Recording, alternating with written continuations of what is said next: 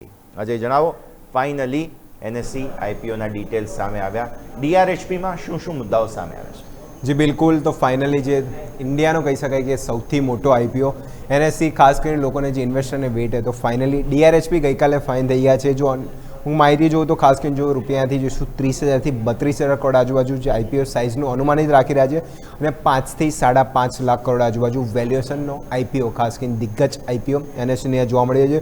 20 merchant bank અને 8 લો form bank, એટલે ખાસ કરીને જોઈશું જે રિસેન્ટ ખાસ જોઈએ તો આઈસીઆઈસીઆઈ એએમસી, ખાસ કરીને તેમાં જે 18 બેન્કર્સ એટલે મર્ચન્ટ હતા એની સામે જોઈશું અહીંયાથી આગળ આપણને પાસઆઉટ થયું છે.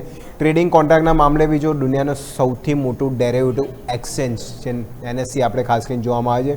જો માર્કેટ શેરની બી અહીંયા વાત કરું તો equity derivative market share almost જોઈશું 99% આજુબાજુ, cash equity market share ratio ગણીએ તો 90% અને ઇન્ડેક્સ ડેરિવેટિવ માર્કેટ શેર બી જો કંપની ઓલમોસ્ટ જો 80% આજુબાજુ, એટલે ઓલમોસ્ટ જોઈશું ડેરિવેટિવમાં ફૂલ ડોમિનન્સ આપણને એનએસસીનું ખાસ કરીને જોવા મળી હતું. અને જે ત્રણ જે ડેરિવેટિવ સેગમેન્ટ છે ખાસ કરીને સૌથી મોટું માર્કેટ શેર જોવા મળી હતું. અને એનએસસીના આઈપીઓ બાદ જે ખાસ કરીને જે ઇન્સ્યોરન્સ અને જે એનઆઈસીએલ જેમ ખાસ કરીને જે હોલ્ડિંગ કંપનીઓ છે એમાં જોઈશું સ્ટોકમાં ખાસી એક્શન જોવા મળી હતું. તો પહેલાં કંપનીનું શેર હોલ્ડર પેટર્ન જાણી લે, કરી રીતનું પરફોર્મન્સ જે શેર હોલ્ડર જોવા મળ્યું હતું. તો એલઆઈસી જોયું હતું સૌથી વધુ હિસ્સેદારી જો ઓલમોસ્ટ 11% આજુબાજુ.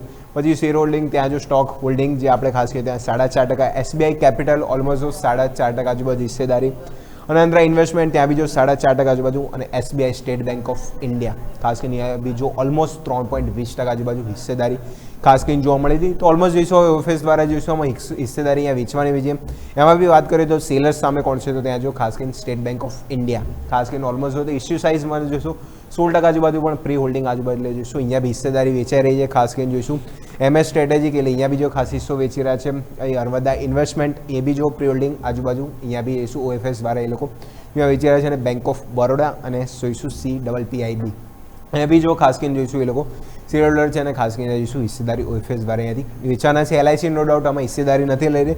બીજા બી ખાસ કરીને છે એમાં બી નામ આપણે જોઈએ તો સ્ટોક હોલ્ડિંગ, ખાસ કરીને જોઈશું જે આપણે SHCIL સ્ટોક હોલ્ડિંગ અહીંયા બી જો ખાસ કરીને જોઈશું તેમાં બી હિસ્સેદારી પ્રી ઓપનિંગ હોલ્ડિંગ જોઈએ તો ઓલમોસ્ટ જોઈશું 4.5% આજુબાજુ.